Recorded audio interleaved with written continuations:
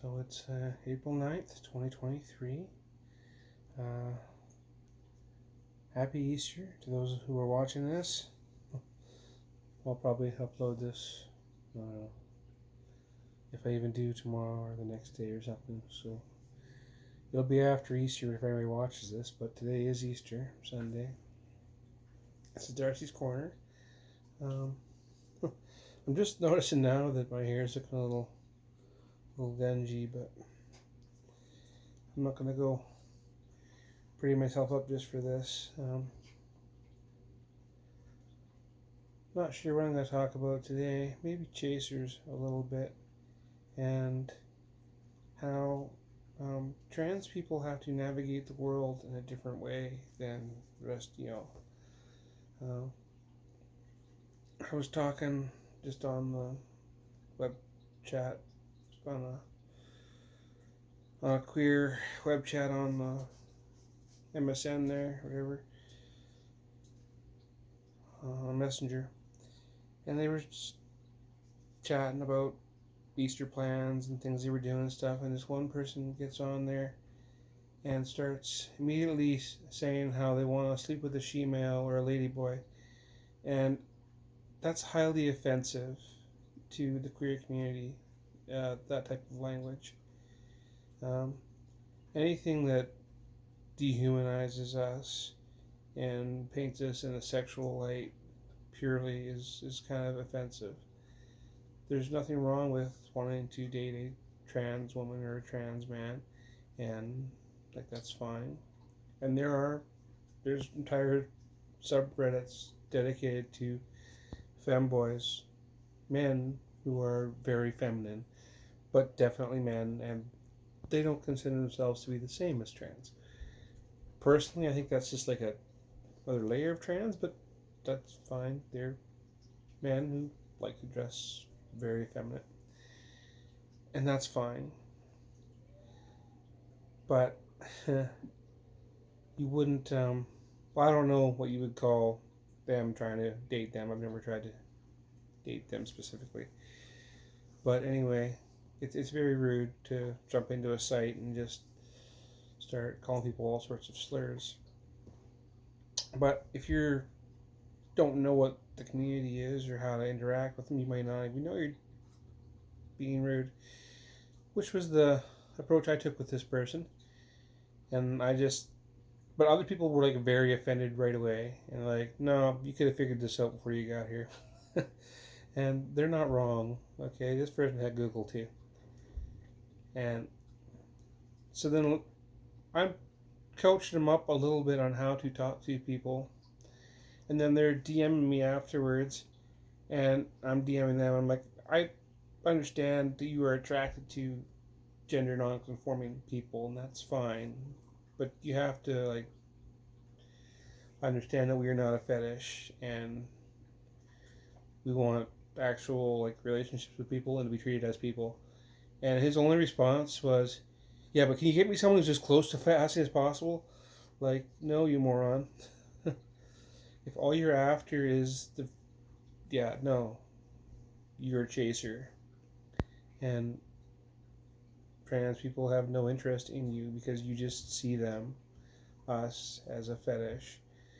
And we're not interested in that. If you want to have an actual relationship with somebody, you're going to have to go through the work of like building a relationship with them. That means you got to spend time with them and make sure you like things they like and they like things you like, because like, sure, sex is fun, everybody enjoys sex, but there's a whole lot more to your life than that. You know, if I look around my apartment here, most of it has nothing to do with sex. I got turtles and Spider-Man and Star Wars and fish. That big sword up there. None of that has to do with sex, which are just interests that I have and things that I'm partial to. Uh,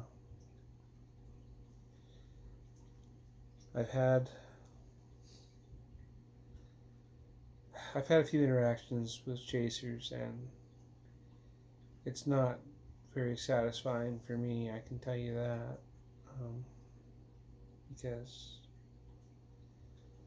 I have no interest in being in the room with them most of the time. And then people are surprised when people like me say, no, like, I want to, like, hang out. What, you want to hang out? Yeah. It's like I'm a person, a complete person. I'm not just something for you to, get off on. I mean, God bless. I'm happy to help you out if we're partners, but that means we're partners. That means that you give a crap what happens to me, and I want you to be happy. Because if we don't have that, then we're not going to do anything. I'm trying to find work right now, which means I have to man up to do it. And I don't like doing that, but when I show up to a job site, I show up as him. Now, he is a part of me, okay? I don't have to lie to say that I'm him. But he's a much smaller part of me now than he was before. And he's not the part I want to have up front. Unfortunately, this voice doesn't match who I am. This face doesn't match me either. It's getting closer. I can see the lines are changing a little bit. But people still see a guy when they see me.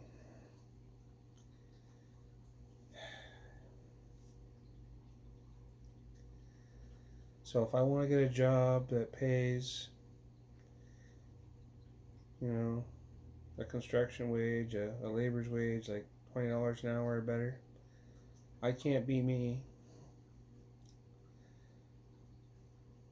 It's so much easier for me to, I don't know if it's easier or not, but the way I've always sorted this in my mind is I always think of myself kind of in the third person. And I used to think of my femininity as my other side. Now it's reversed, and like I'm realizing it was that for a very long time anyway. My masculinity was always my other side, and my femininity was always me. I just couldn't be out there before. And I can be out at home. I can be me when I go to the dog park. And I can be me when I go to karaoke night. But when I go to the job, I'm him. Much as I hate being him, much as that causes me dysphoria, which just means it makes me unsettled and sad and a step back, I have to go get employment so that I can sustain myself. What do you think has held me back all these years in the past? I couldn't be me because religion, employment, marriage. Religion, employment, marriage, family.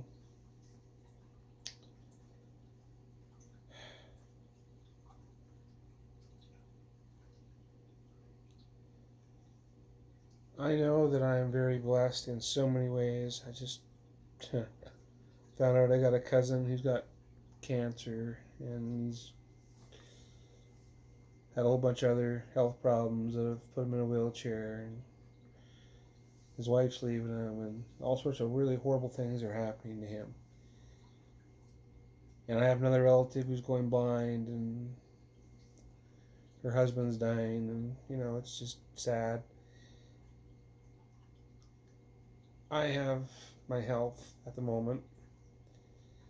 I'm physically capable of doing things, even though I can't hold down a job. I can do things.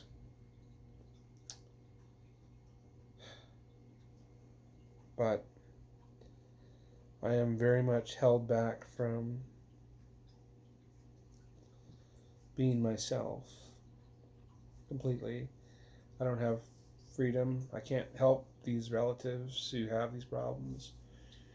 I can't go visit them.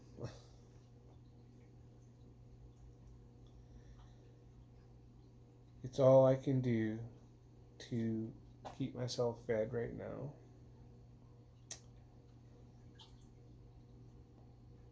I keep focusing in on the bees because it's the only thing that I seem to know how to do that I actually do know how to do. I wish I could have put in a proper effort last year. They would have survived this year,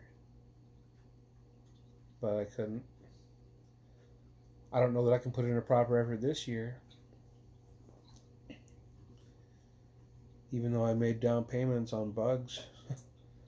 They're only down payments. I still have to go get them. I still have to put them in the hives, and I still have to grow them.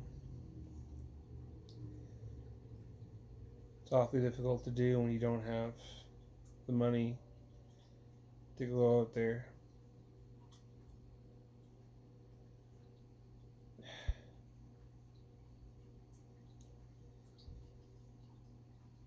But eventually, some job, some form of employment will come along that will help my situation. I'm hoping it will. I'm just going to keep looking till it does, because what choice do I have? And I'm going to try not to focus on my dysphoria when I have to go to work and be him. Because if I focus on that, it'll make me really, really sad. And then, like, I don't have a whole lot left to lose. Right now, the only person in my life seems to love me is my dog. And I'm not convinced she wouldn't be better off with a better home. So sometimes I'm looking around for things to hold on to, reasons to keep going. Those are hard to find sometimes. And then I got people who don't have a clue what this is like, trying to tell me how to find work as a trans woman.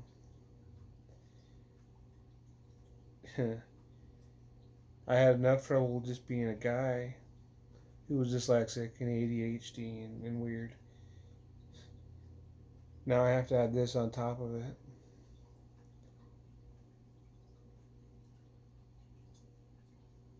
Anyway, I'm just going to keep on keeping on, and eventually something will happen. Or I'll give up. And I don't like that option. So something will happen.